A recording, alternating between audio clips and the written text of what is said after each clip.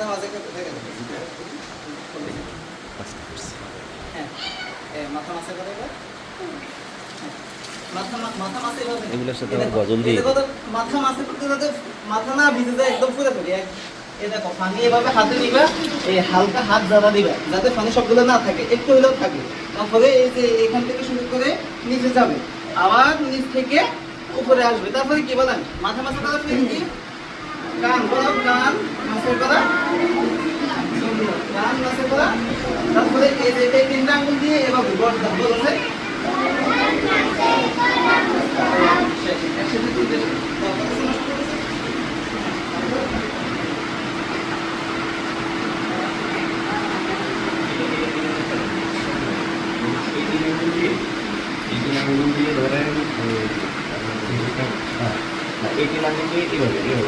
এইভাবে শুরু পিছনে যাবে